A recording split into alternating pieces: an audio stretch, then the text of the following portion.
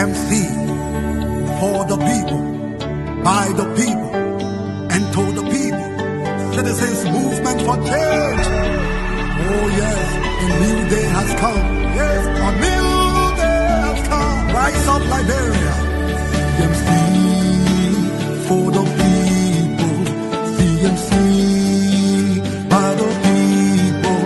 Let us join our hands together to build a better life. CMC, CMC, for the people. CMC, by the people. Let us join our hands together to build a better life. Equity, national unity, transparency, accountability, social justice, integrity, CMC core values, CMC global. It is a new day for Liberia. It is a new day for the people. Let's hold together. Let's hold together. It's a unity. Raise up your hands. CMC. The land of liberty, the light of freedom, the love of liberty brought us together. Let's hold together in peace and unity to build a better Liberia. CMC, CMC, for the people. CMC, by the people. Let's hold together in peace and unity to build a better Liberia. CMC, CMC, for the people. CMC, by the people. Let's hold together in peace and unity to build a better Liberia. CMC, yes, yes, yes, the time has come.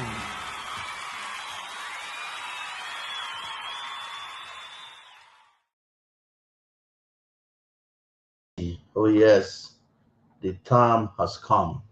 Thanks. Yeah. Wonderful day, people.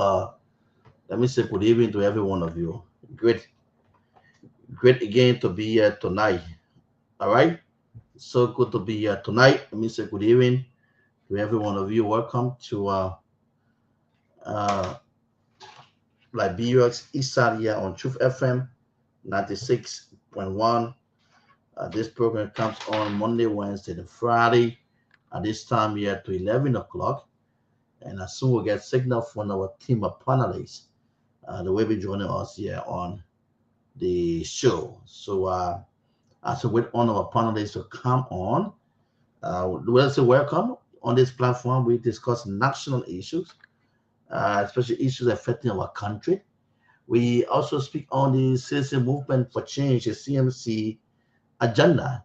We talk about it here on this show. So we'd like to say hi to every one of you.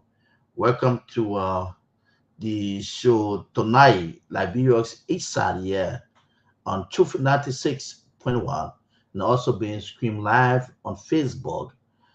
And thanks to our producer back home here in Liberia, that is Henry Jala, for making sure that we can be live on Facebook and other networks across the world, and especially back home here in Liberia.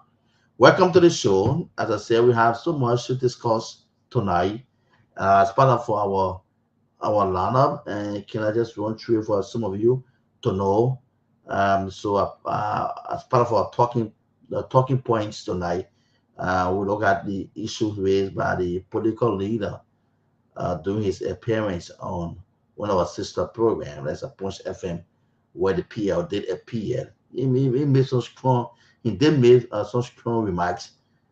So we will look at the PL of the political leader of the citizen movement for change, most ability. We go through, his concern, and then we and then also we will bring you update for now update on the border, including reports that the government may finally be reaching out for help. Yes, we also learned that President Bouaga, I talked to the French president and also had a good conversation. So let's know what was that conversation about, what they talk about. So we'll talk about it right here. French ambassador confirmed that Bouaga and Macron talked on Liberia and Guinea border dispute. So we will talk about it right here on the show. So as I said, we have so much, and also talk about some of the activities agenda for the citizen movement for change. I just want to get signal from Mr. J. Victor Nangwe. I will be joining him and the rest of the guys and yeah tonight on this show. So let me say good evening, good afternoon, good morning if you are online. I don't know which part of the world you are. I don't know where you're finding us from. Let me say good afternoon to you, good morning to you, good evening to you. Welcome to ADL on Truth 96.1. Welcome to Liberia's East Side. Yeah, for now, straight up to 11 o'clock. And here we discuss national issues, as I said. There's so many things happening in our country. With the current, I don't know, wahala with Honorable Yeke Korubai and and his colleagues there at the House of Representative, you know, that's a trending news in time, especially with the news out that he may likely be suspended or be expelled from the House on his statement, may on that same Guinea Liberia border. But then we also got news about, the Liberia and Guinea side. There's a cornerstone that I've been training to the social media. So that cornerstone is also there to, as a border point between the two countries. So there were these rumors that went around that people took the cornerstone from there. The Guineans took the cornerstone from there and the where. So we also did a follow up, and we saw that both delegates from Liberia and Guinea. So it was a very big interaction. They went back and said and showed the cornerstone and said the cornerstone is still at the same position. Nobody touched it. The Guineans said nobody touched it. Nobody removed it. And something I said in a gathering in which I took, the guy said, "Oh, we are also out here for peace. Liberians are peaceful people, and we do respect Liberian. We had no consequence of the to bring on the break of violence. No, so nobody can mix information on the social media. And they said people should be careful how they go about putting information on the social media. So they said we have nothing against each other. We have no plan of violence to our Liberian, to our Liberian brothers and sisters, to our neighboring countries. We have nothing of such. The cornerstone still remain here. Nobody touch it. No Guinean went there to remove it or to touch it. It still remain here. So the information I went across, where people were saying, oh, within the guys and the Guineans went there and moved the cornerstone. You say, wow, it's false. It's false. It's false. So and we hope to give the bring you that except to from for it, which means to bring you the false recording for it. So we know as we go through the program, we will play it for you to tell you exactly what the guys are saying. So they said there's nothing intention, there's nothing we have against any country. There's nothing.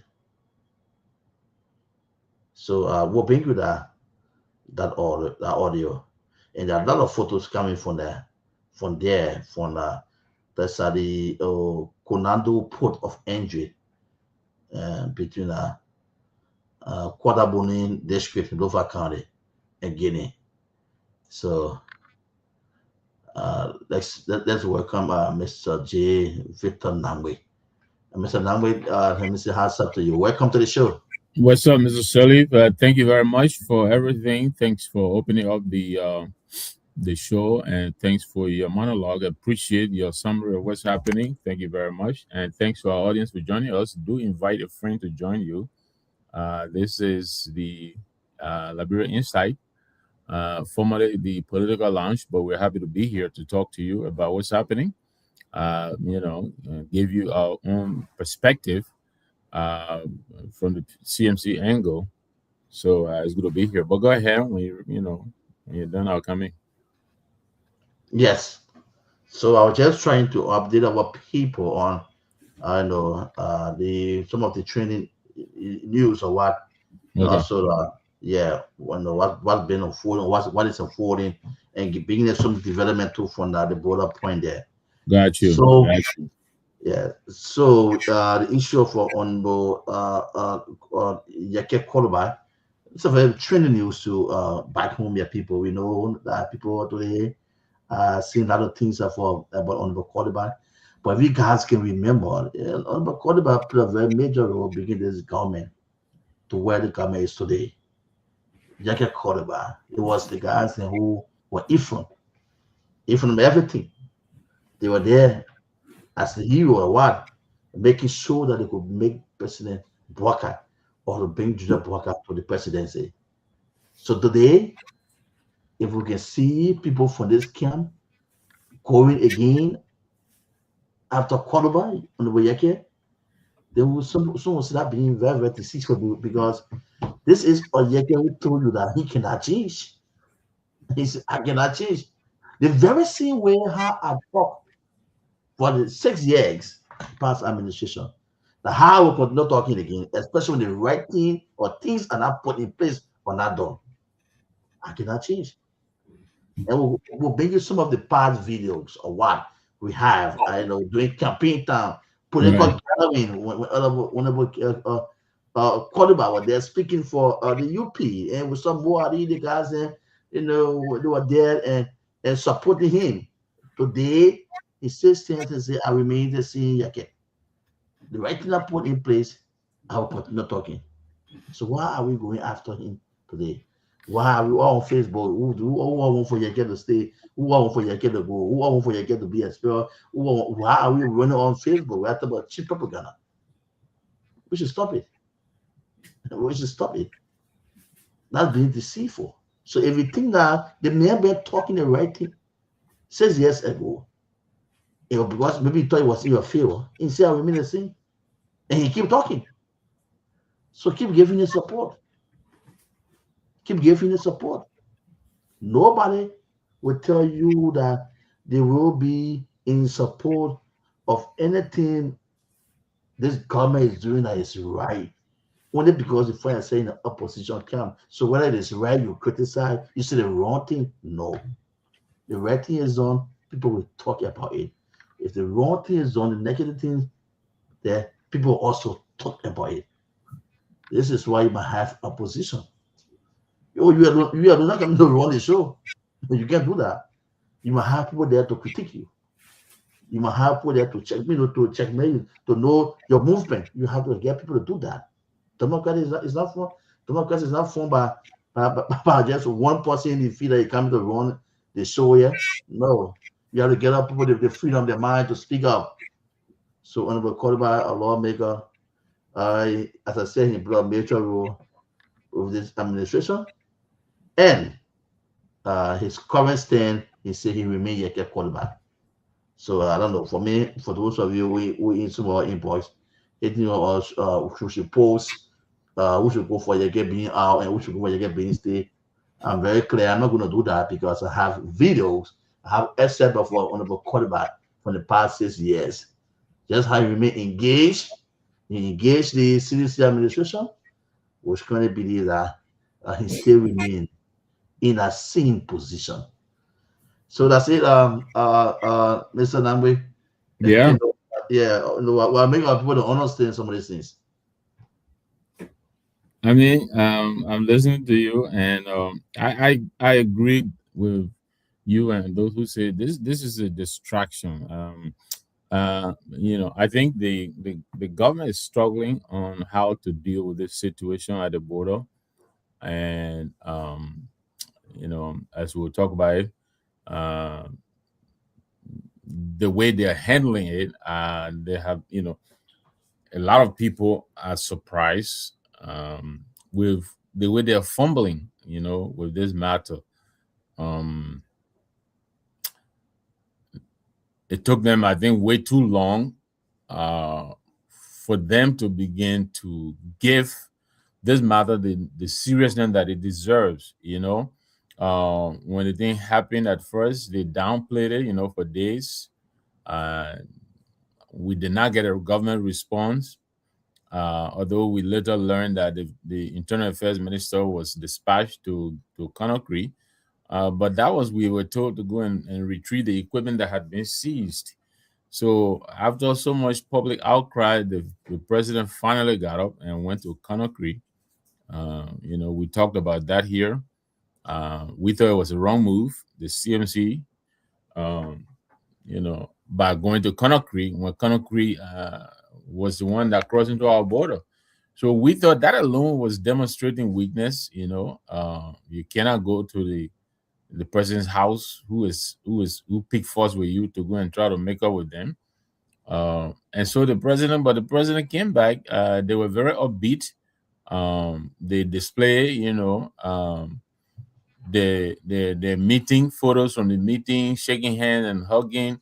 The president, President Duboya and President Bill, holding hands, and they show us photos of the portfolio, I think, containing the communique that they said they issued. The three presidents, reaffirming their commitment to the Mano River Union and peaceful coexistence and all of that. That's what the government told us, and that the Guineans would begin to pull back as a result of that meeting. But the following day, we saw the alternative. We saw the opposite.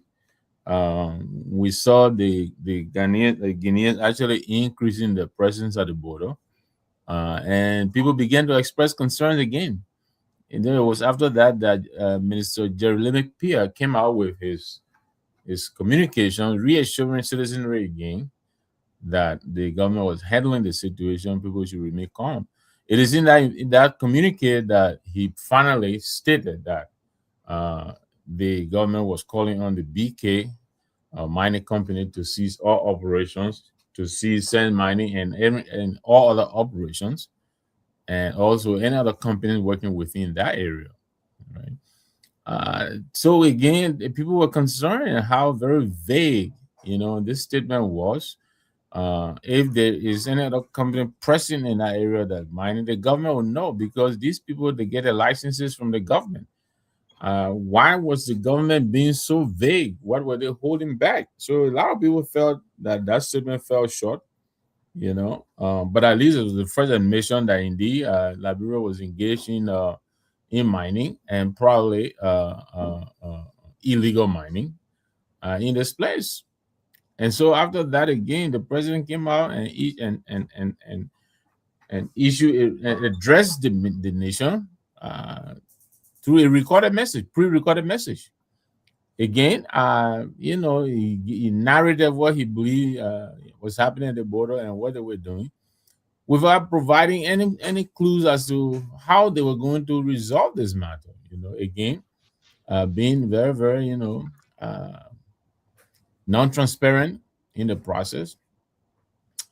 And so people got concerned again. President was very vague, very not specific at all in his statement. He looked very, very dejected. He didn't look like somebody who came to inspire a weary nation, an anxious nation.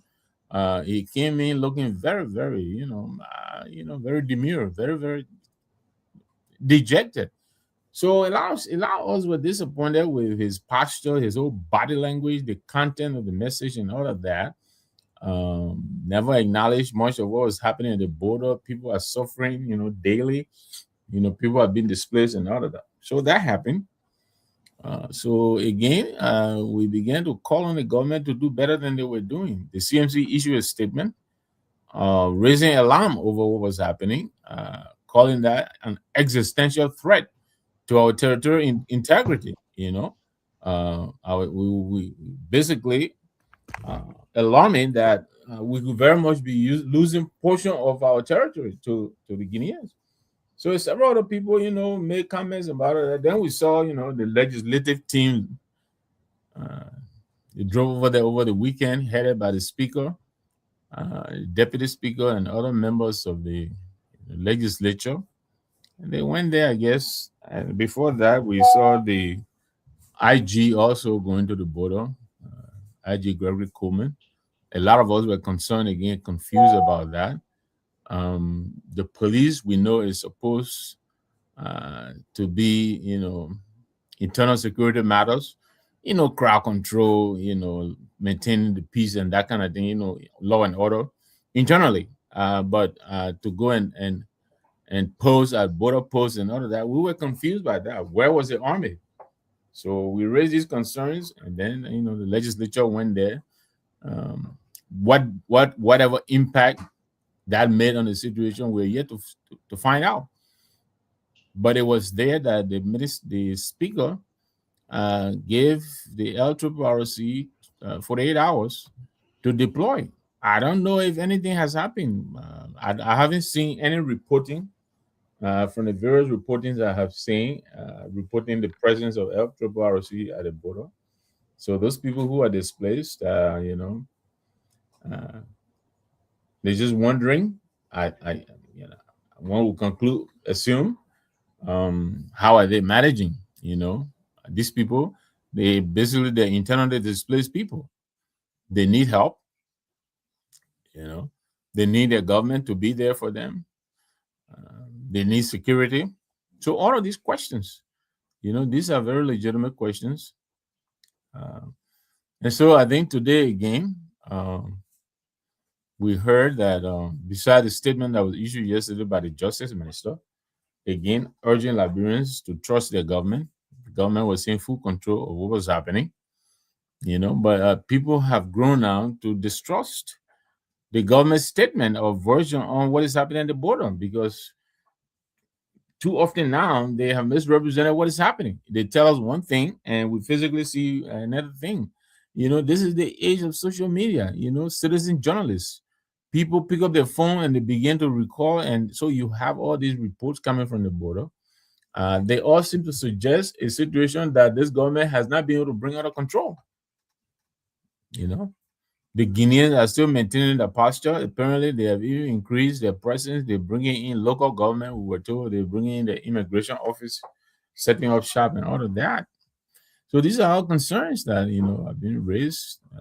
The CMC came out again, calling on the government, the president to exercise presidential leadership and rally the country, to national unity. Call in every person who is able to help to impact the process. People in government or non-government actors, anybody, including the opposition. But call a national call, the CMC call on all stakeholders and bring them to the table and say, my people, this is our problem. This is a problem that is threatening our very existence as a people. We need your help. We have said that over and over. Mr. President, reach out, get help. If you need to reach out to friends who have influence over Mr. Duboya, you should do so. Some of the people that were being mentioned were the president of Rwanda, the president of France. I understand this man, Duboya, is a French legion or whatever that means. I don't know what it means, but apparently he has a connection with France. Apparently his wife is also French. So there are lots of ways you can mount pressure on people. So we said that over and over, and now today we're reading that the president, indeed, I think the French ambassador accredited near Monrovia, apparently it's now confirming, according to the Front Page Africa, that the Liberian government has finally reached out to the French government, uh, to President Macron, to intervene in the matter. And I am not going to criticize that. I'm not going to make it complicated for the government. So I will not muddy the waters. I will not editorialize whatever the government is trying to do. But I agree that the government is making that move. I think the government should reach out and get all the help that they can get. You know, they should do everything possible to bring in any and everybody who can bring some kind of pressure to bear on this man, so that this matter can be resolved at a conference table and let him pull back his people from our soil. So I agree with the move by the government. I don't know the details. I heard somewhere else that the government of Liberia may have reached out to the former president George Manawia, who we understand has a very close connection with the French president. So I think this is the time the government should not feel too big to reach out to any and everybody. You know, if the former president has a connection to the French president or the French government because he lived there, he played football there, and he's a superstar. You know, never mind his politics. You know, I don't agree with his politics. I think he had the opportunity for 6 years to do a lot. You know, and but right now we're not talking politics. You know, we're talking about national unity. You know, we're talking about rallying the troops to protect our sovereignty. So any and everybody who can help, I think, should be called upon. So I support the government's call. If what we read today, I believe the Front Page Africa is credible. So I agree with the president that we should approach the former president of the Republic of Liberia to help us intervene in this matter. So I think this is a good move. I hope it will amount to something. I wish our government would be more transparent and talk to us on what is happening. But I guess this is this government's way of, I guess, looking big and bad by concealing information. Not telling us what is happening. But other governments would. They will tell us and brief us continuously, on what is happening. That's what most governments will do. They will tell you what they're doing, how far they've gone. So we hope some details will come out. If you have Ansu, let's take a few calls. Let's see if our people have any thoughts on the president's move to reach the French government for help. I was on another platform yesterday, and the argument was that France is not going to come in for nothing. There are reports that some new set of minerals may have been discovered in Liberia, including uranium and all of that. And so when the French come in, they will be demanding some of that. I don't know if that is something that should hold us back. I understand that argument. I think it's a legitimate argument to be made. But let's look at it this way. If we get overrun by Guinea, then what is it that we're still protecting? Because then they end up taking everything. And that is a real threat, that we could get overrun by these people, or they could come in and take a big swath of our territory and make it their own. It has happened before. Since our founding, 3 times we have lost territory. We've lost about 40% of our initial territory to Guinea, to Sierra Leone, and to the Ivory Coast. So this is a this is a real present, and present danger. This is not something that is to be played around with. It is a serious matter. So, Ansu, let's open the line and see if our people want to make some calls and offer their views on what they think about the government finally reaching out to the government of France, to maybe through President Weah, to help us talk to this man to stand down on his war posture.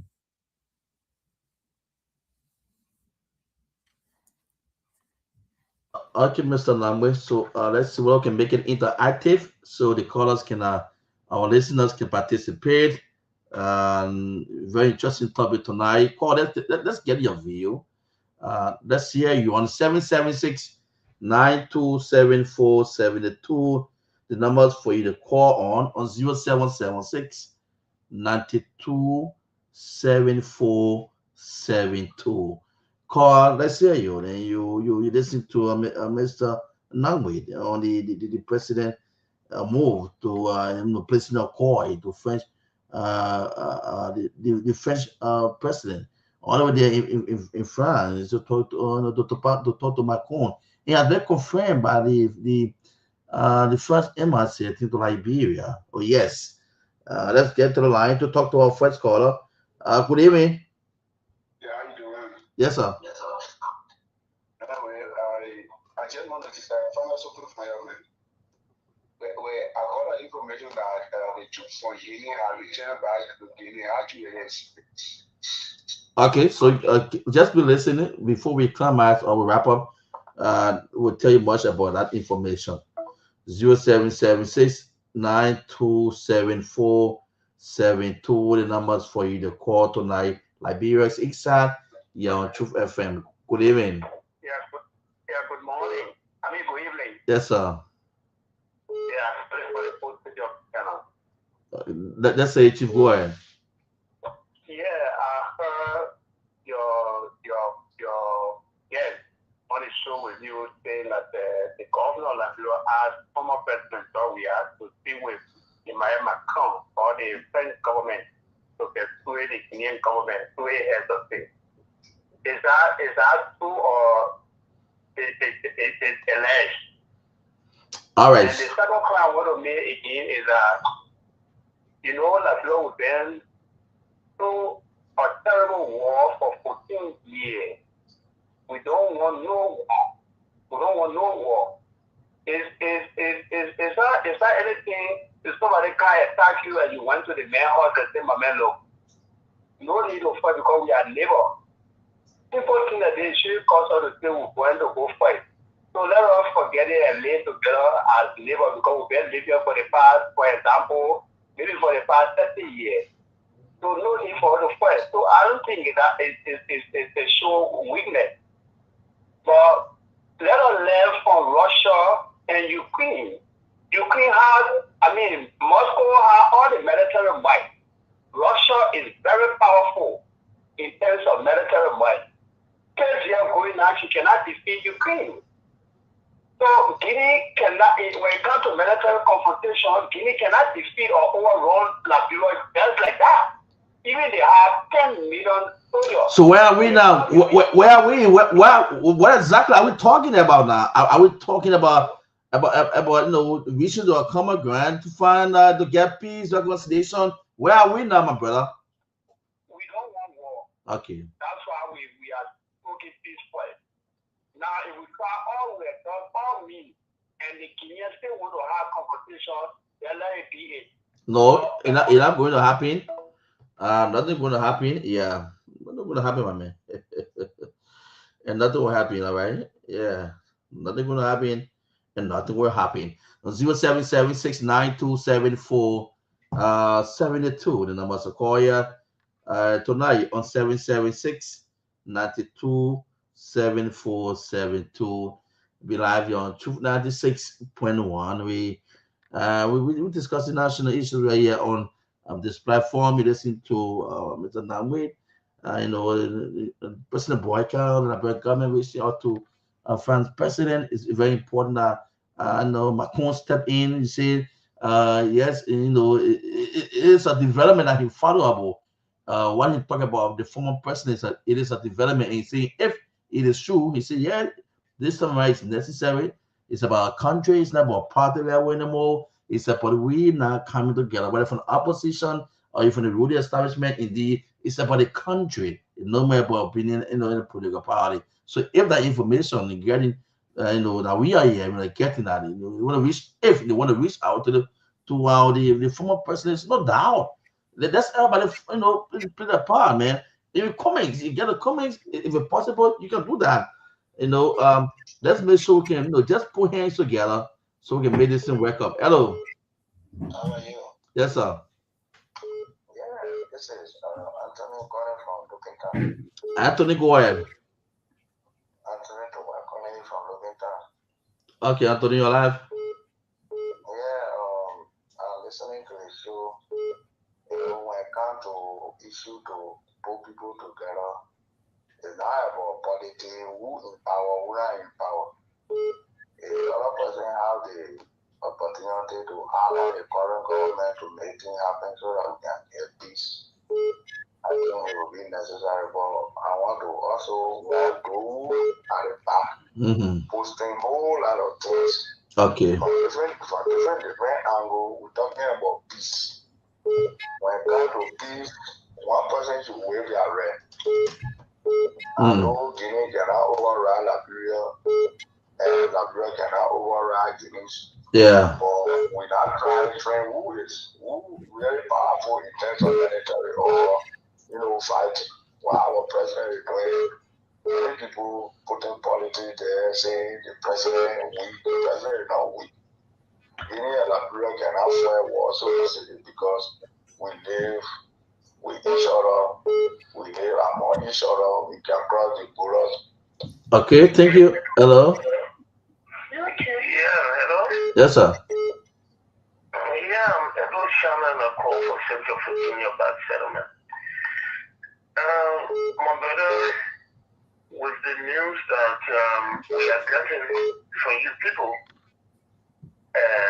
it's encouraging. It's actually encouraging.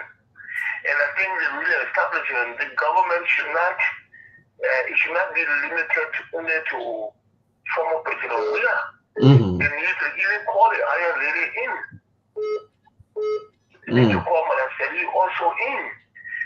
Call those who you think can make things happen. Because mind you, President Wheeler, guess what you said? I agree with you. I mean, he played in France. He's well known there. The former president, when it comes to international records, is strong. So they should not limit, they should not bring this whole thing off. I support that United Party, right? But it should not be thinking, who will take the glory. It's about the Liberian people. The people are anti-polar. They are our people. And it is my fear that I don't want one gun to shoot down there because I know exactly where we went through. One will eat grass in this place. So I mean that is our prayer, and I want to say thanks to the government to keep up the negotiation, the dialogue is okay. Thank you. You're welcome. Thanks for participating. Hello. Hello? Yeah. Okay. Call from Montserrat County. Which part of Montserrat are you calling from?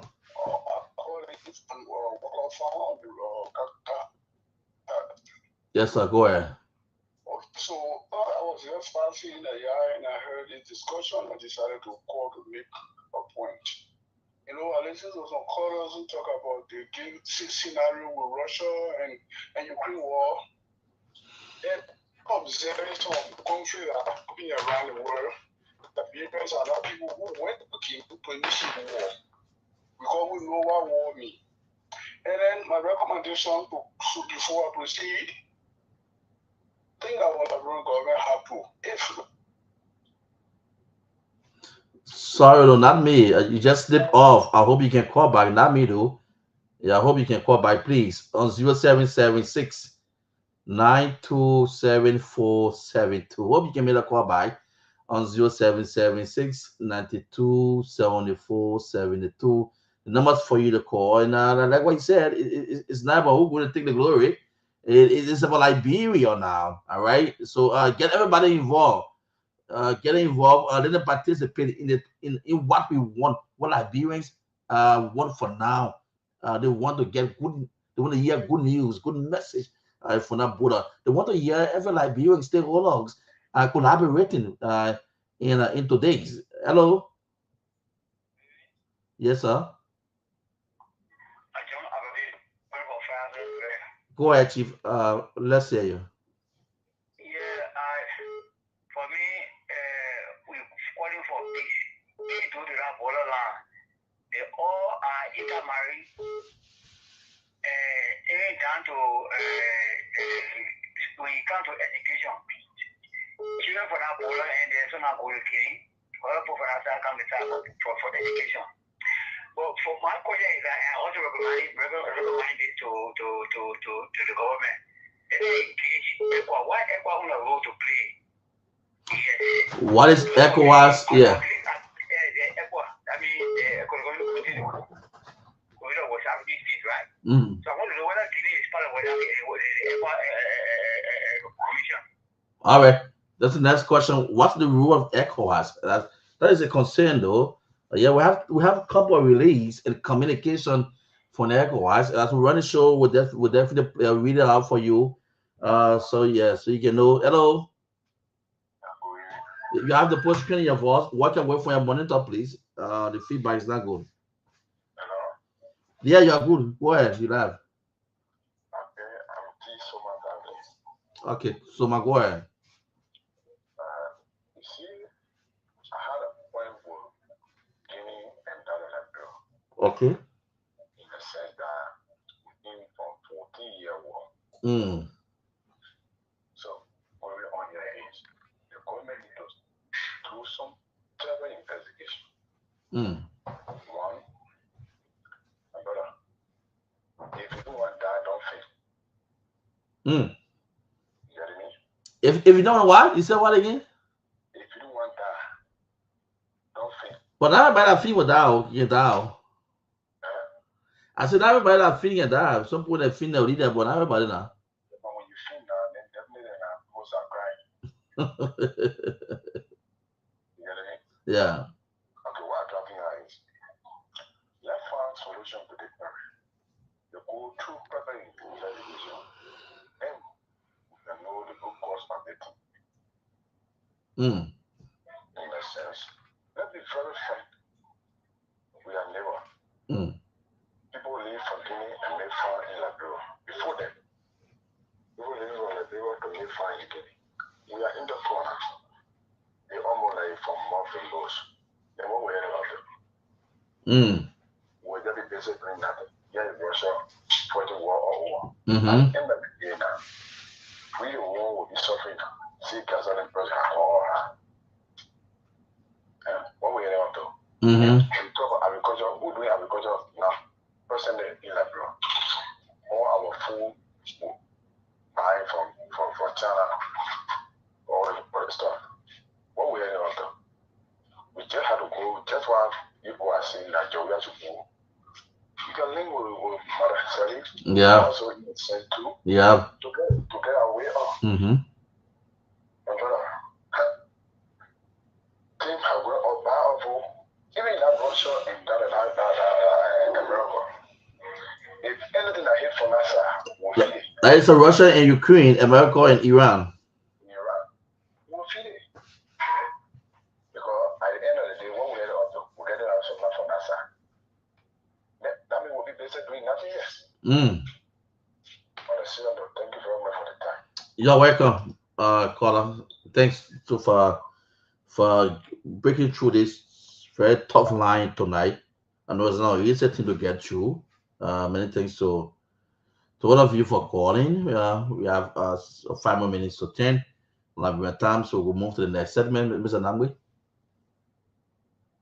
Thank you very much, Ansu, and thanks to our callers. A couple of things raised. One, that speaker was one of the callers was questioning whether, in fact, has said that the government of Liberia has spoken to President Weah to intervene or to intercede on our behalf to the French government. I did not say the government has done that. I am suggesting that may not be a bad thing to do, but I can tell you that there are reports now in the press. You can check the front page Africa Today, where the French ambassador accredited near Monrovia is confirming that the government of Liberia has approached the government of France, of President Emmanuel Macron, to help intervene in this matter. She said she could not confirm how the government will behave, but she could confirm that our government had approached the government of France to intervene in this matter. And what I was saying was, if the government did, is a good thing. I hope they are also using President Weah as an intermediary because we know he has a very good relationship with the president of France. If you remember, President Weah played in France for a very long time. Played for I think Paris Saint-Germain. I think he played for Monaco. He plays for several of those teams. And then also, if you recall, during this current government, the government of President Boakai, the UP government, nominated one of the Fadiga brothers as I think a press attaché or information officer or something to the Liberian embassy in France. And then we believe that the President Weah's handlers through the CDC or so, they reached out to the French president and produced a tape that was being circulated. I listened to that tape, and on which one the Fadiga guy who was being nominated was hoping that President Weah would die, something like that. And that was I don't know what he was, but it was a very terrible move on his part, and because of that, the French government refused to allow him to take up his assignment in Paris. So I believe those kinds of things they speak nothing but a kind of relationship that the former president has with the people of France. So I was just suggesting that it may not be a bad idea if they haven't done so, to enlist his help, to ask him to help because he knows people. It's not just the president of France alone; he knows a lot of other people in France, people who exert a lot of influence over Dumbuya. We understand Dumbuya's wife is French, and he lived in that thing. He trained with the French and all of that. So he has friends, he has people that he knows. So that was the point I was making. The other point is, I think one of the callers wanted to know, what is ECOWAS' role in all of this? Yes, we also mentioned that the president should bring all hands on deck. Any and everybody who can help should be invited, even if it is people in the opposition, even if it is the CMC leader, political leader Musa Hassan Belete. Musa Hassan Belete does business in the region. He has a lot of friends in the region. It could be the opposition leader, ANC opposition leader, Alexander Kamis. Kamis, we understand when he worked for Coca-Cola, I think at one time he's stationed in Nigeria, and he worked in the West Africa region. He knows people. You could also ask him to see if he can help to reach out to his friends, to reach out to Dubuya. There are lots of ways this thing can be done. But let me say this: this is one of the things that had most of us cringing when the government of Liberia during the speaker removal saga. If you remember, the ECOWAS Parliament sent two high-power delegations twice. They sent delegations here. The first one, they said they were not going to meet with them because Snow had a stake in it, and Snow may have engineered their coming and all of that. I don't know if you remember, but they sent a delegation here back in November of 2024. They sent a delegation here. That delegation almost did not meet with the president of Liberia. The president of Liberia practically refused to meet with that delegation. They were here for a while. They came to help us intervene in our speaker removal brouhaha. Those people went back empty-handed, rebuffed, disgraced, embarrassed. They left. They didn't stop there because of their strong desire to help us bring peace to our country. Even though our government acted like small children, you have representation in the parliament. We have Honorable Snow and others representing us. I think Memman Briggs and other people. I don't remember the team that is there now. But we're part of the parliament, and they send a delegation here, a half-hour delegation. Then you are accusing your representative of engineering their coming. I don't understand that kind of politics. Anyway, the people went empty-handed. They came back again in March of last year, 2025. They were here for, I think, 3 or 4 days, met with all kinds of stakeholders, civil society organizations, all kinds of people. They finally, after so much push and pull, I'm not sure, but I think they finally met, with our leadership in government. And they went back again empty-handed, right? were not able to make any impact on the process. They went back just as they came. And what ended up happening? The president of the Republic of Liberia intentionally, deliberately, knowingly violated the Constitution of Liberia by illegally removing the speaker who was duly elected without giving the necessary due process. He said he was going to side by the majority. After the Supreme Court came out twice, they came out with their first decision declaring the whole matter ultra vires. I'm sure you all remember that. And affirming Fonatikova as the Speaker of the House. Then the Justice Minister came out and gave his interpretation of that ruling. The president then decided to go, he was going to think it through. So the speaker, the former speaker, Kofa, he wrote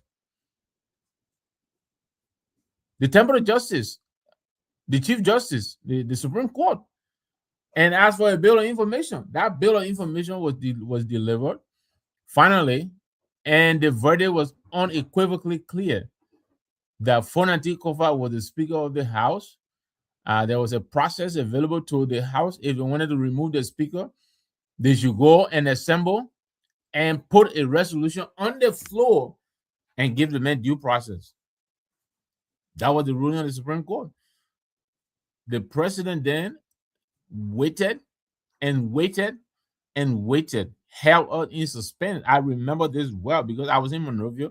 I was there in April. My wife and I, we were there on a Yola delegation. We met with the president. I think it was a Sunday. We met with the president. He was going on his way to, to the ECOWAS summit, I think in Ghana or so, and promised to come back. Anyway, the president came back, finally addressed the nation, and what did he say? He was going to side with the majority, which did not have a quorum to remove. They did not have a quorum. They didn't have the necessary quorum to remove. So ECOWAS has been here twice. They've been involved with Liberia, and twice they've been disappointed, frustrated, and embarrassed. And so now here we are. We are now actually in a situation where we really, really badly need them. But I don't know if they would be interested. But again, these are all diplomats. They don't keep grudges. And so we encourage our government to reach out to all and sundry, reach out to ECOWAS, reach out to AU, reach out to the UN. I mean, we are on this UN Security Council now. For Christ's sake, we have a seat. We are members of the UN Security Council. Make use of that. And so this is why we were saying we welcome the move or the announcement, if it is true. I mean, it's being reported now by the press that the government has finally reached out to the president of France, who we believe his wife, the Moya's wife, is French, and therefore we think the president of France might have a lot of sway over the current president of Guinea. So we think this is a good. We hope, it is what is being reported. I haven't heard anybody from the government side, affirming or denying it, and so we wait to see. But so we think that that's a good thing. So we're gonna move on to other things, Mr. Shirley, unless you have something else to add. But the other thing we wanted to talk about was, somebody raised, I believe, the raffle draw. If I'm not mistaken, I think I heard that. So let me talk about this real quickly, and then we move on to other things. We had a raffle draw here on Friday, the end of Ramadan. So Dr. Richardson was here with me and others, I think, Ms. Vicky Sandillo and others. So this is the flyer we had up, and we urge you to send your photos. Even though it was end of Ramadan celebration, but you send your nice dress, and we think, if we think your dress looks good enough to win, you could win $10. And so the cutoff point will be tomorrow the 26th. So by end of tomorrow, your photo should be with one of these numbers. The first number is Dr. Richardson's number. If you can't see the screen and you are in radio line, the first number is 8, of course, plus 1. That is the USA code 00. I think 011 001. I think. 231. I don't know. I'm not sure. You know the code, but it is plus 86. Answer, are you there? Can you read these numbers in a way you understand? I forget how we read them from Monrovia, but you can call. It's 856 343 5848. There's plus 856 343 5848, or you can send it to me. My number is plus 1 609 334 6619, or you can send it. That's plus 1 609 334 6619. I hope I'm not reading it too fast.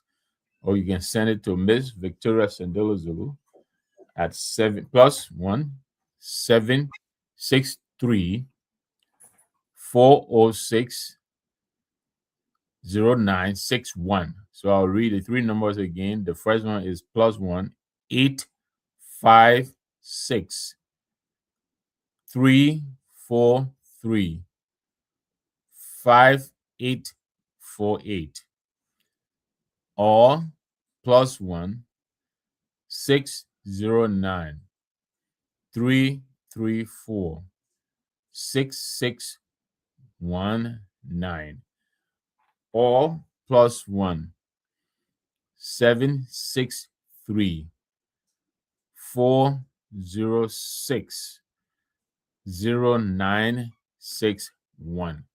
So send your photo to any one of those numbers. Listen, we're making this thing as easy as possible. We really want to give away $70. So we're looking for 7 winners. Just send your photo. It doesn't even have to. You could win $10. And tomorrow is the last day to send in those photos, and the drawing will be held on Friday at our next show. After today, our next show is going to be on Friday, same time, 9 p.m. Liberian time, 9 to 11. So you call this number that is rolling down the screen on the screen here, 077 6927 472. Call that number, or you can listen in. Also, on Friday, I'm working on the flyer, but on Friday, we'll be also unveiling the flyer for Saturday. We have a Saturday segment now, a 2-hour segment on Saturday.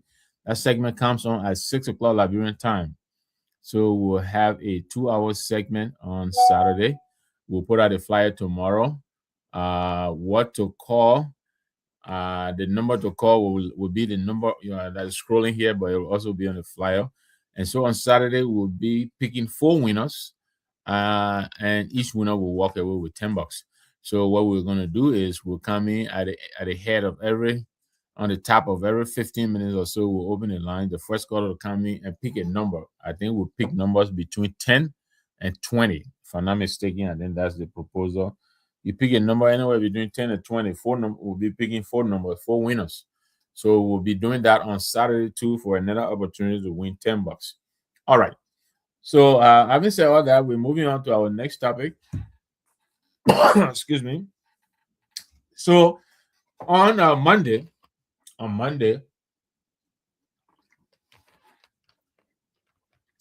the political leader of the CMC, the most basic political leader in the country, the Honorable Musa Hassan Belete, he was on the press. He went on Punch FM. I think that's Punch FM. What is it? True Breakfast? What do we call that show? Henry and Ansu. Is it True Breakfast show? The Punch FM he appear on. Punch FM. Thank you very much. Yeah. So he was with O'Neill Roberts and the crew. So he discussed again a few things. So we want to reiterate some of this stuff. Only because these are very important matters. One is that we really think that this government, again, this is not an accusation. When we just basing our our input on what we are observing from a distance, right? We think that this government, like I put it, is making big. This government making big with the situation that's happening in the Gulf. This situation has a potential to really, really cause a lot of problems for a lot of governments around the country, around the world, and a lot of governments are taking measures. Look, let me tell you, even here in the US is the largest oil producing country in the whole world, the number one oil producing country. They have a lot of oil, but they themselves, we are catching hell over here. We're catching hard time with the price of oil. When this war started, I can tell you in my neighborhood, I was buying a gallon of gas for about $2.69, $2.60, $2.61, right? 162 cents. That's how much I was paying for gas. Right now, the cheapest gas here is about $3.71. $3.70. I think I saw it today. Let me check my app here. And that's what we do here now. Before you get out, you check your app to see where the cheapest gas is. What they call that here. There's several apps I can do that, but the one I use here is called Gas Buddy. So Gas Buddy will give you the range of gas, and again, here we have, with the, I think you call it, I forget the name we give it to. I think 85. But anyway, here they have regular, then they have medium, they have super. Most of all the people we buy only is the regular gas. So I'm talking about. So in my neighborhood here right now, the cheapest gas is about $3.74. And the highest, this is the regular. The highest is about $4.08. This is for regular. For medium grade, it is $3.94. The cheapest, and the highest is $8.43. And then for premium gas, which is the highest, is $4.14. The cheapest, and then the most expensive is $5.08. Then diesel, which is fuel oil, diesel here, the cheapest is about $5.09, and the most expensive is about $5.79.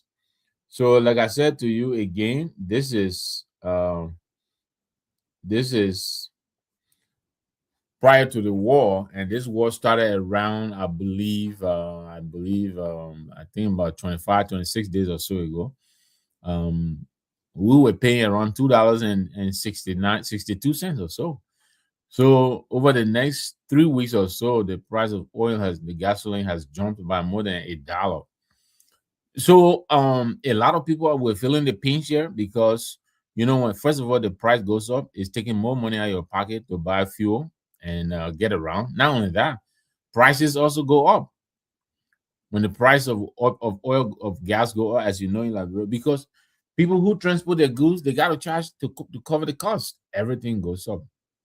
So the moment this thing broke out, this thing has been going on for over 3 weeks. But within about a week, less than a week into this thing, the CMC political leader came out. He not only talked about and wrote about it, right, advising the government on measures to take so that they could mitigate, because the impact is going to come anyway. You can't stop it. It's like a stone rolling downhill. It's going to hit. So what do? You want to bring the mattress, you bring the cushion, all of that. So when the stone hits you, the rock hits you, you can brace the impact. Prepare yourself for impact. So what he said was, in business, and he's been in the petroleum business for over 30 years. He understands the business. I didn't know, for instance, that the gasoline in country, those tanks, when you go into Freeport and you're passing around Clarendon area there, I forget the not Terminal Island area. Anyway, Clarendon, you see those tankers in the back there. Yeah, he ran some of those tankers for a long time. He understands that. But most of the gasoline you see in the tankers there is not paid for. I didn't know that. The people bring their gasoline and pre-position it. They keep it there so that when people like himself who buys gasoline locally, or people like Aminata and Sons, or what's his Chevy? Anyway, I forget, Valvoline or whatever it called. So when they go and pay for the gas, they go and pay for the gas wherever, Italy or Spain or wherever the gas company is. Then they send a note to Monrovia and say, okay, Mr. Henry Jala or Mr. Ansel Salif has paid for, 500,000 gallons of gasoline. Release it. That's how they do it. But the oil is already sitting in Monrovia. So he said, okay, so we have so much gasoline sitting down in Monrovia. This gasoline, there's something they call hedging, right? You come in and hedge your bet and pay for the gasoline that is in country at the price that it is being sold now.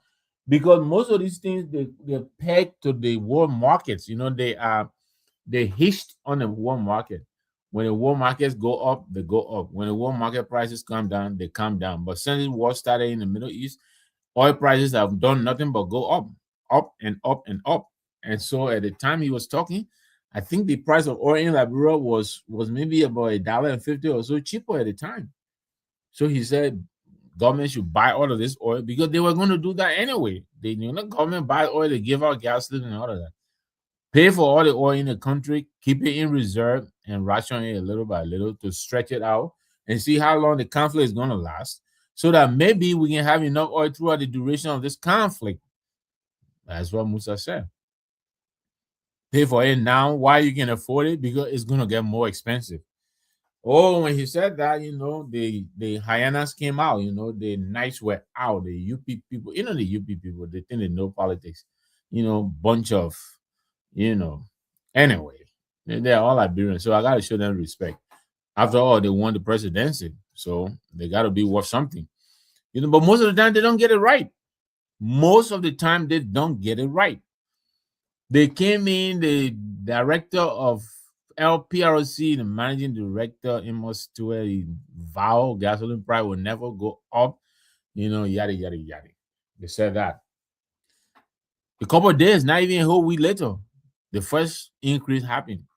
A couple of days later, the second increase happened. I didn't say this thing happened. Gasoline may have increased at least twice now in Liberia. And it will still go up. As long as this conflict continues, it will still go up. So I am being told that we are off in Monrovia. I think we may have some problems there. So let me know if anyone is hearing me from here. Otherwise, we'll sign off and come back when the power is back on. But I think my guys are having technical problem. Okay, they're trying to get us back on. So let's see. So for those who can hear me, so that is what happened. So he suggested that we buy the oil, buy the gasoline right now that is in country at the price that it was then. Ever since he said that, all the smart UP, politician, tiny UPs, rescue muscreants, some of them, not all of them, I don't want nobody sending me any kind of invite message. Doesn't mean nothing. I'll not even open it. So you better keep your book to yourself. I don't want to hear nothing. But anyway, so they said how can you have no control over the price of gas because you're not an oil producer. You buy from the market. You have no control over the market. You cannot control how the oil prices will be. The market determines. If you are an oil producing country, you can say, okay, I don't care what happens. I will take the loss. I will produce my oil at this price. But we're not. Liberia is not an oil producing country. We don't. Yeah. The first oil block they say we've been selling some and then we sold to, St. Jackson always writing about it. We sold some to this guy who is back in the country now. This Nigerian guy, bought it for 200,000 and told it for over $200 million.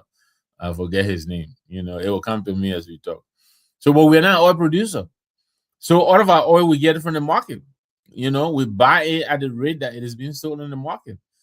And so therefore we have no control over which the prices are going to go. But Musa Belede was telling you that based on his experience, he knows whenever a crisis like that breaks out and it affects the oil producers such as Iran or the Strait of Hormuz, which the Iranians are vowed to close. Right now, the president of Nigeria is fighting with them. I mean, the U.S. is fighting with them to open it up. About 20% of the world's oil goes through there. So, for instance, if like we were buying 100 gallons, maybe about 20 gallons of those gallons will go through the Strait of Hormuz. So, only 80% of the world's oil is available to everybody. And countries like China and Russia, they're gobbling all that oil, So it's a problem. It's a problem, even for this country where we are. Number one oil producing country in the world, but they cannot keep the strait closed. They cannot operate with the strait closed. So our president here, Gato, get a put deadline. Okay, our guys are there back on. It's good to have you guys back on. That's good. Glad you came back on. Maybe they rescue people, they thought we're talking about it and they tried to sabotage. And that was a joke. And don't send me no inbox. I will not open it. So yeah. So we're having trouble here. How much about Liberia? An oil producing country here is struggling. The president here, because he was afraid of what this would do around the world, not just to the US, he issued these people an ultimatum for the hour. The people say, "Man, get off from here. We ain't want to hear nothing from you. You can't do nothing to us." The people refused to do it. He told them to open it straight, or he will bomb their power plants. People say, "We dare you." He blinked. You know? All day yesterday, you were lying, say, yeah, and they put in conversation, discussion, trying to make it deal. People say you lie. We hear you, we ain't talk nothing. But anyway, that's international politics. But coming back to Liberia, so the price of oil on the market is going to continue to go up. And not even fluctuating, it's just going up because of the conflict. Supply and demand. There's not enough oil on the market, so the price of oil will continue to go up. So this political leader came and give an advisory to the government. Buy all the oil you have here now. You don't have to pay for transportation, nothing. It's already here. Pay for it and let's store it. Let it be ours. Here, oil, the storing of oil, they call it strategic reserve. It's a national security matter. Because when you run out of oil, the economy collapses. You're seeing people queuing at filling stations. Some countries are not people queue for a whole week. Just stay in line trying to get oil. So that's why he was warning us against. We didn't do it. We haven't done it yet. I don't think we've done it. And so the price of oil now, we're chasing the oil. We're paying now at the market price. When we could have bought it when it was low and kept it, and then take our own time and ration it. So he was on Punch FM this week, early this week, Monday, again, reiterating his advisory to this government. We missed that opportunity, but still, it's not late because today's price is probably going to be lower than tomorrow's price. You might as well buy it while you can right now. You're going to be a little bit more expensive than you would have paid 3 weeks ago if you had bought it, but you didn't do it. So now, we passed that exit. You cannot exit the REM again until the next exit. So that's what he talked about on Punch FM. And so we're here to reiterate to our government. We love our country. You are the present government. There can only be one government at a time. And we support you in what you try to do to stabilize our country. And so we're giving you free advice. It's going to get rougher before it gets better because this conflict right now is still ongoing. The people who are, the actors in this conflict, they are nowhere near a resolution. They haven't even started talking yet. They got to go to the various conferences, Akosomo, all those conferences we went to in Liberia. When this president giving them the ultimatum for 8 hours, and they're doing, we're not doing it. The 40 hours, then you pull back, you change your tune, the person you lie. So now there is other information he's floating. He say, and they are floating a 15-point peace plan. The person lie. We ain't done nothing. So it is going to take some time for this conflict to be resolved. The actors have not even decided to come to the table yet. There is no ceasefire yet. And so we're going to be in it for a long time. We'll stay in the tire. So our government needs to do the needful. I don't even know if we can call it proactive anymore because we're already inside. Proactive would have been to have done something before we got to this stage. But now that we're here, right now we're going to pay a higher price than we would have paid 3 weeks ago. So we're urging our government for the sake of our people, because whatever hardship that will come because of the negligence of this government, its failure to do its duty, dereliction of duty, our people will suffer. And we don't want that to happen because our people are suffering already as it is. A lot of our people are suffering. We don't want them to continue to suffer, especially for a situation that could have probably been avoided or at least managed. So we're calling on the government. We agree with the political leader. Find the money, buy some of the oil right now while you can afford it. Sooner or later, most of our cars, most of our vehicles will be grounded. Gasoline will be out of the country. And when there's no gasoline, can you imagine how many people will be walking up and down the place? People walking from Wanga going to Moravian, no gas. Imagine that. People walking from Hapok down to Moravian. I hope we don't come to that. But gasoline, for our economy right now, we don't have that many. I don't know if we have any electric vehicles in the country. Most of the cars right now still run on fuel. And right now the fuel supply is under threat. So our people have to move and move quickly to avoid the calamity that is going to happen. There is no right now, there is no end near in sight for this conflict in the Gulf. So if you have a chance, go to Punch FM and listen to the advisory given by the Honorable Musa Ability. So that was one. Two, the other thing he talked about was corruption in this government. You know, the corruption in this government. Our legislature is supposed is a co-equal branch of three coordinate branches. Nobody is subservient to the other. Nobody less than the other. Three equal branches: the executive, the judiciary, and the legislature. Imagine the legislators are elected. The president can fire them. They're equal with the president. They coordinate to run the government. But our legislature, they have turned into cheerleaders for the executive. You know, they turn into cheerleaders. Now, once have they even tried to challenge this government and say, come and explain to us what is it you're trying to do? For instance, this whole Guinea border crisis, they should start calling in the government officials. Minister of National Defense, come here and tell us what is it you're doing at the border. Minister of National Security, what are you doing at the border? LRRC, what are you doing for our people? And then LRRC, well, our budget report get only $1.2 million. We ain't get nothing. We finish spending the money. Then the legislature will do what? They'll find the money and give to LRRC and say, okay, here is the money. Go and do it quickly. Go and give relief to our people. People got all over the place there around the border there. They're hungry. Some of them behind their home. They got nowhere to sleep. LRRC is supposed to be there now, putting on the tents and all of that and providing food for our people. That's why the government is supposed to do. But LRRC is nowhere to be found. I think they don't have the money. I'm not going to speak for them. But the speaker gave them, 48 hours since, I think, last Saturday or so to be at the border. I don't think they're there yet. I don't think they're there. So government is not a joking matter. This is serious business. Why? Because this is a life and death situation. A lot of people's life depend on government, the decision the government is taking. The legislature, it is their right to call on the government and help the government, reflect to them some of the mistakes, some of the wrong decisions they're taking.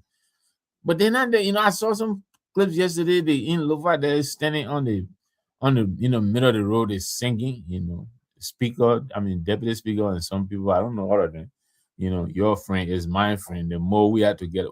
How are we together when people are scattered all over the border? How do you call that together? How? I don't understand that. Together with whom? Together with Dumoya? Together with whom? These guys are unserious. It looks like they don't know their responsibilities. They are supposed to serve a check and balance on the executive. But they're cheerleaders for the executive, And you remember the yellow machine came in, they said it came in, they even asking question, okay, the first yellow machine, the first 285 were for around $80 million. We managed now to get it to 20 million. How come? And we still got the same 285. Something is not right. Something is not adding up. Either somebody lied before, we didn't get the right price, or we got a price now for Fiamomo. We got a price now for second-hand yellow machine or something. Nobody's asking these questions. How is it possible to have brought in 285 for almost $80 million and bringing the same quantity for almost 3 times less than the price? What happened? Either the first price was inflated, somebody lied to us, or this current price we're getting it for pre-owned, for second-hand yellow machine. And the CMC knows a thing or two about yellow machine because our political leader has a lot of yellow machines. I think he has about 19 or so, and he's bringing more. About 26 are coming when this whole conflict subsides. He explained to us every now and then the difficulties involved in maintaining these machines. They're very, very, very high maintenance. And because of the way they operate, most of them are hydraulics. They run on pressure, and then you got to keep greasing them. The arm that go up, and then it kind of pew. When they're coming out here and expelling all that air, they got to keep gassing, got to be greasing them up to be able to do that. And he tells us those machines are in the shop almost every other week or so. Every other day they got to grease them. They're very high maintenance. So imagine you bring in those and you bring in second hand. How long you think they're going to last? But what did the legislature do? They left their jobs at the Capitol building, took the day off, wore yellow, and they went to the executive mansion. And we paid them, took the day off, left their legislative duties, and went to the mansion to go and celebrate, high five the executive. Where is the check and balance? That's what they're supposed to be asking the questions.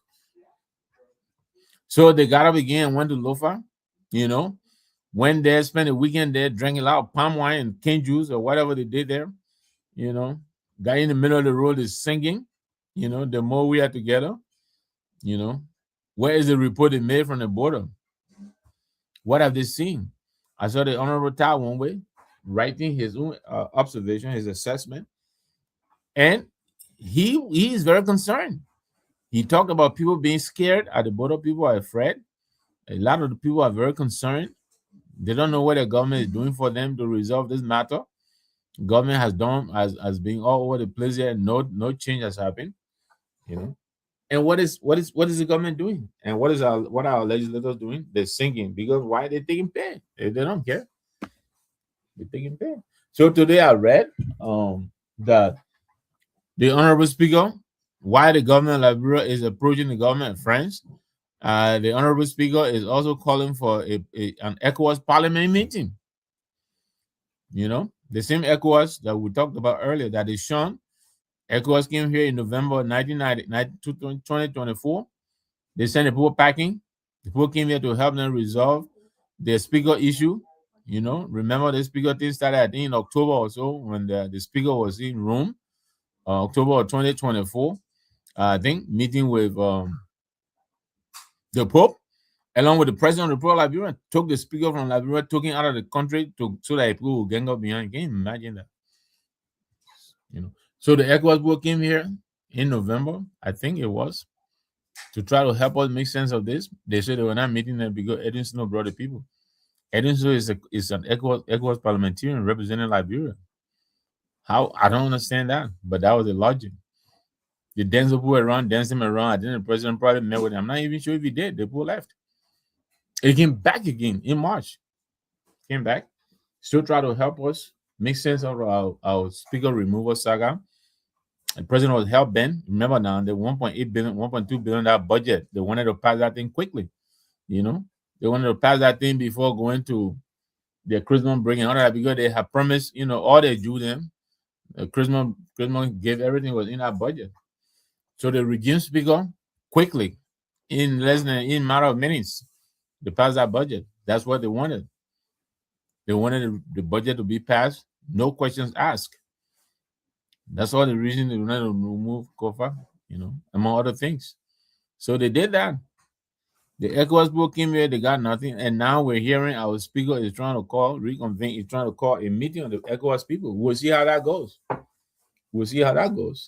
You know, I mean, Liberia we got nowhere else to go but Liberia. So we pray for the best for our country. Nobody is praying for the meeting not to succeed, but I think it will be a very difficult conversation to be had. You know, the people offer themselves services here when you were in trouble. You know, you dance them around, you dance jiggy ball with them. You know, the people met with all kinds of people when it came time for them to meet with you. You were not available. They had to wait and wait and wait. You know, so they finally waited. They met with you. They asked you what your thoughts were on so and so and so. They gave you, you know, proposals and all that. You said no.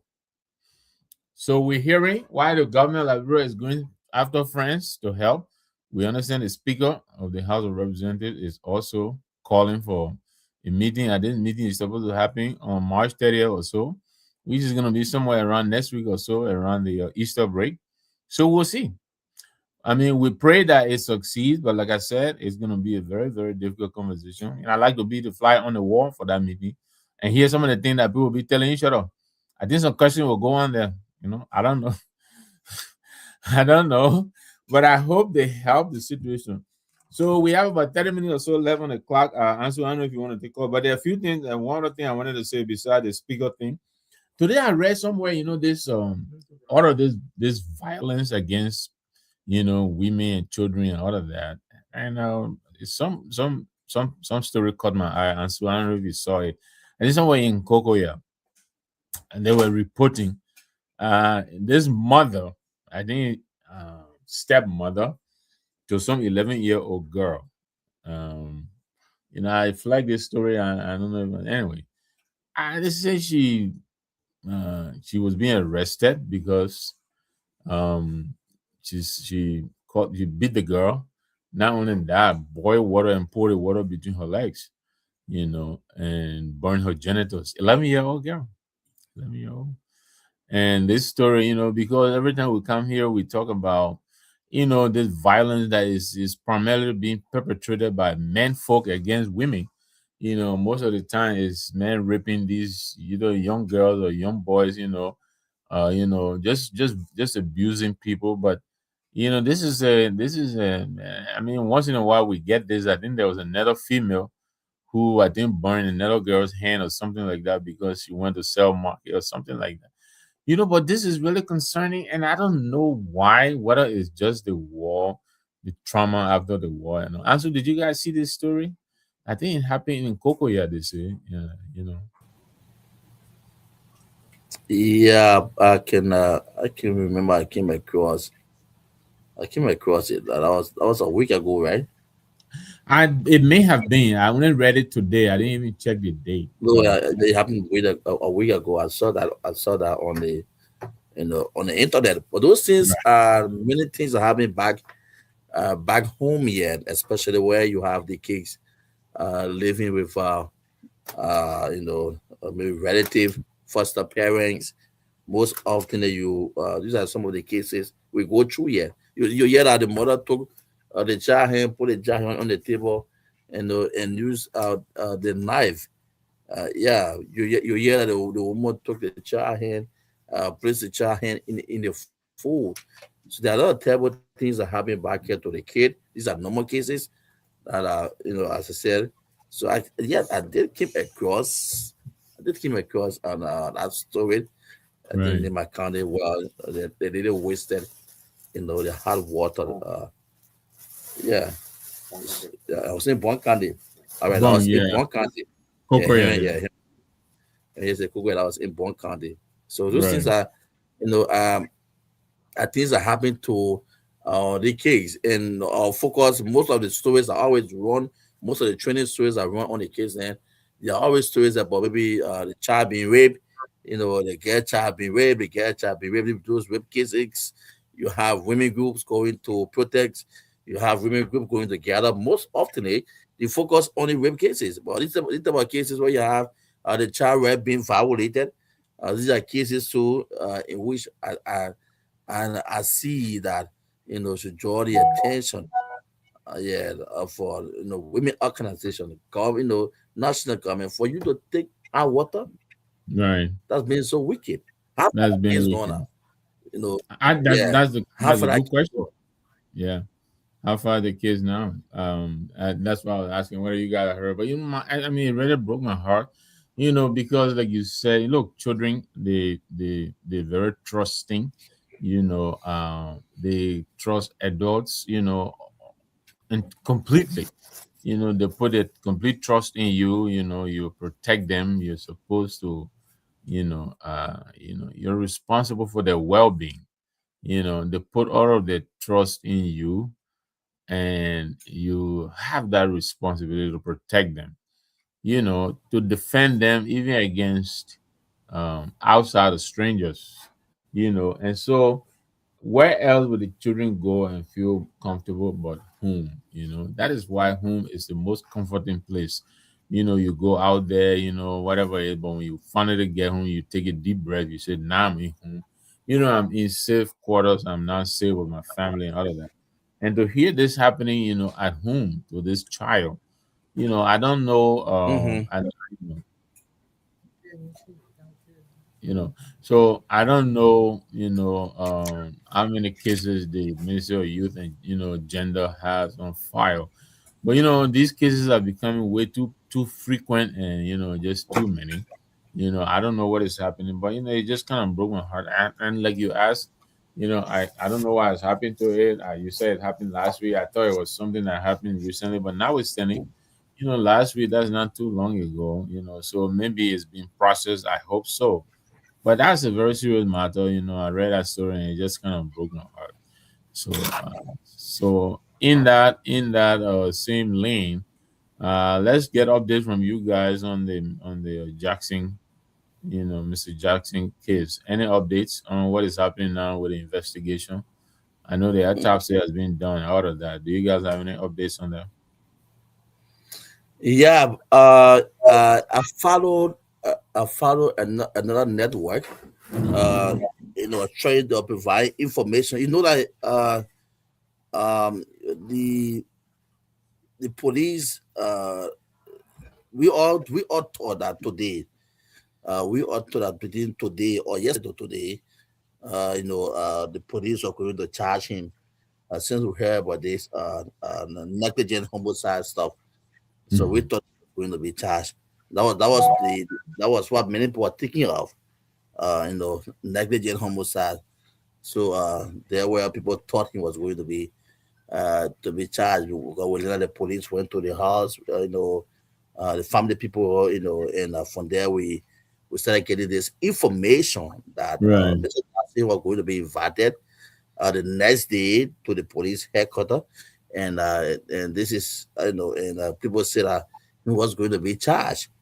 But we got information that Samuel Jackson went there, he drove at the police headquarters, and up to now, police cannot find charges, to place on him. So at the end of the day, the RG were even informed that the RG even got vexed. He said, but if there is no charge or no charges to place on the man, let the man go home until they can get ready for him. So yeah, and what I'm saying, Mr. Nangwe, this is a factual information I'm giving that he was, yes, he went to the police station because they said the next day he was going to go there, and there was this trending news that he was going to be charged Mhm. on negligent homicide. So he was definitely going to be charged. But at the end, when he got to the police station, the police are yet to find police are yet to find charge or charges on Samuel Jackson. They open all the book, all the law book you think about. They open all the book, they pass all the pages, page one, page two, page three. They turn everything around, nothing yet. And IG even got vegs, except but if you get to doing it, man, why we shouldn't waste our time. So let the man go back. We are ready for him. You call him. Yeah.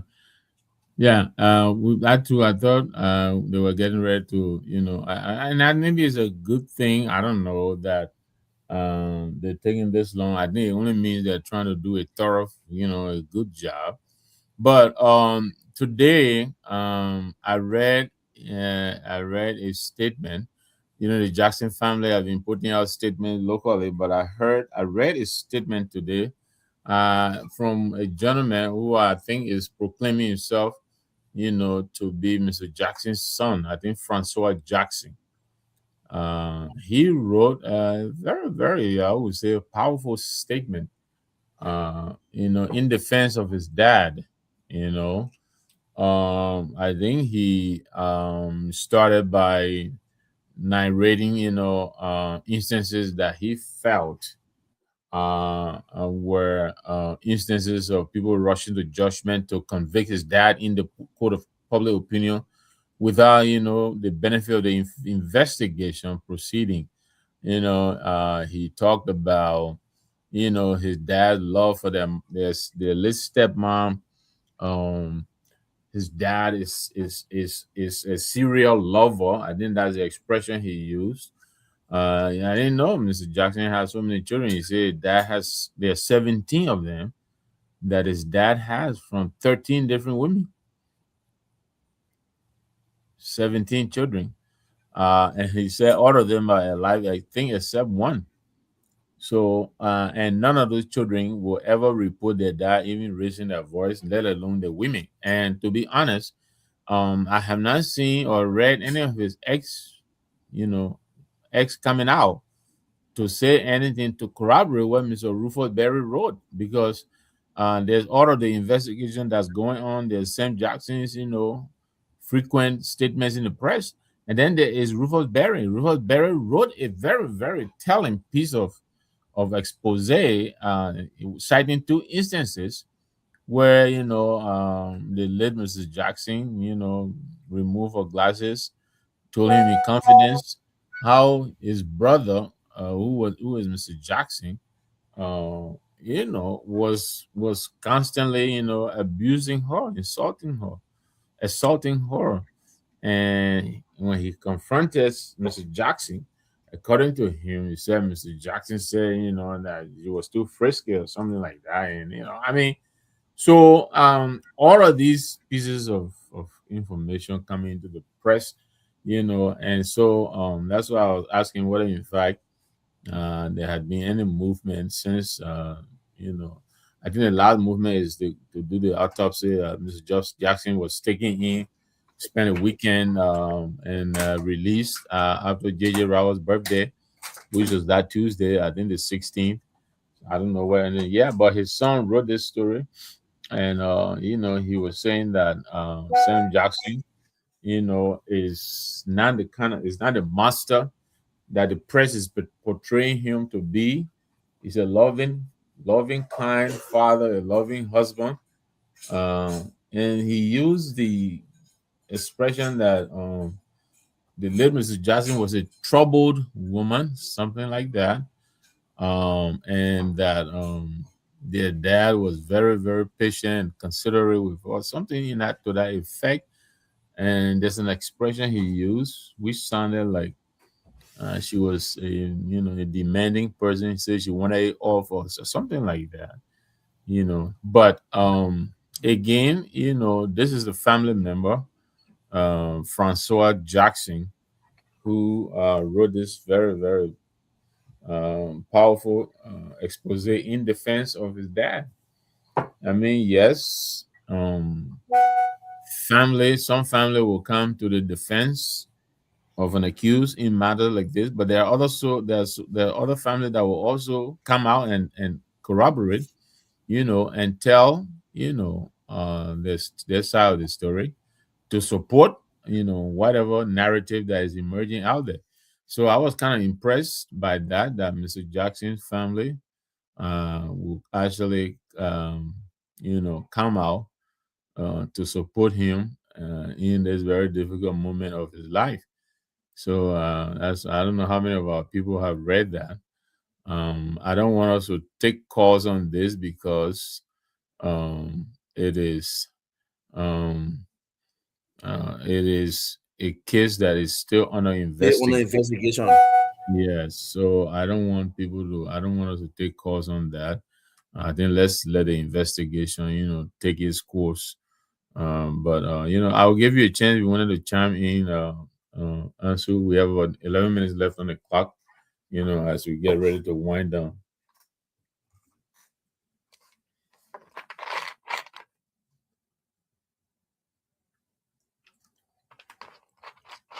On investigation. So Yeah. we can have run through it. Yeah, as the information comes from there, and that's how we will deliver or provide to our people. As the information come out, we'll make sure we keep our people informed. We'll keep updating it, because I know they are always glued by the radio, want to know what's the outcome of that case. And there are some people too, and Mr. Jackson get very huge, a very huge support base, which he have his own followers, and I know they are in prayer with him. They are with him. Some of them very close to him. They know his movement. I know, and they have condemned the eye. So some of them are saying it cannot be the Jackson they know. So they are waiting on to hear police investigation and to come out. But that was the latest information that we got concerning police going to his place, and also his last visit at the police station. Were informed that they invited him over before he could go to that police station. That was just that rumors just took the internet, and it just took the social media, and people started talking, so he will be charged on negligence, on homicide or what. And that was just the information was just all the social media. It said he will be arrested and he will be charged. He will be Right. arrested. He'll be. So only to get to know that he went there, and police are yet they are yet to charge him, and they open all the law books or what. They are saying they are yet to find anything attached to him linking to the death of his wife. They are nothing yet. So the RG government, one by your office in their back and said, yes, you're sending the man back, you're sending the man home. If they are ready for him, they'll call him. Right. So, Yeah. and it just what came to my mind next, Mr. Nangwe, is that we shouldn't politicize everything. We shouldn't put politics into everything. When the man wife die, the way how people took it, and people start to politicize it. We should stop it.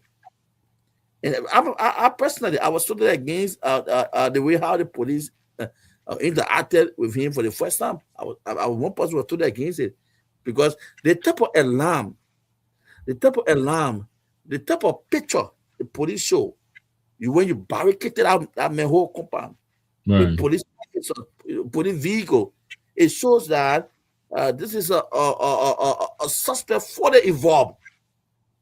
In that case, if you know that you don't have sufficient evidence, in that case, all you do, you can drive to the place and invite him over, say, Mr. Jackson, we invited to the station tomorrow. Please come there so we can have a word of you. For me, it'll be better. But seeing you barricading that place, the whole company, house, the police, everybody trooping in, it will show a picture to the people that, oh, this makes a suspect. And the next thing that people, the Liberians now, will start to get eager now. They want to know what become of the case. Right. So for those are hearing now at this stage that no evidence, you send a person home and 2-3 times, the concern come to them and say, but when they how the police just presented the whole thing was too big. I hate to see that they have sufficient evidence on this man. So we shouldn't be police. Everything we police has that's the death of somebody, and also someone loved one. Even if he was involved into it, for me, I said the very first time police try to father me, just go drive there. No, look at it. Look at the condition, the state you're in. Just, oh, my man, Chief, Mr. Johnson, you're invited over to the station tomorrow. I want to talk to you. And just pull up. But you took armed men to that place, barricaded the main house, put police to this time, you cannot get any evidence. You see nothing yet. Yeah. Well, Ansel, let me thank you very much. We leave 7 minutes on the clock. I will leave it here. I want to thank all our audience for joining in. Over the past 2 days now, I haven't seen anything. I don't know what it is from my end, but I don't see anything written in the comment section. Do you see anything from your side?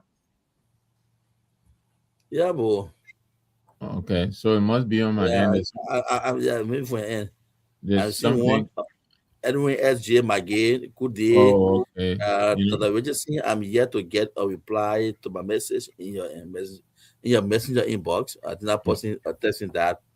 okay. Yeah. All right, Edwin, you have to come back on Friday. I think that will be here on Friday. So, but I just seen it. I didn't know. I didn't turn mine on, but I just seen it. All right, let me thank you guys. I see Henry in the back. Thank you all very much for all that you do. Hopefully we'll be back here again on Friday, same time, 9 o'clock Liberian time, and then you guys will be pulling extra duty on Saturday, 6 o'clock Liberian time. So thank you all and have a good night. Okay.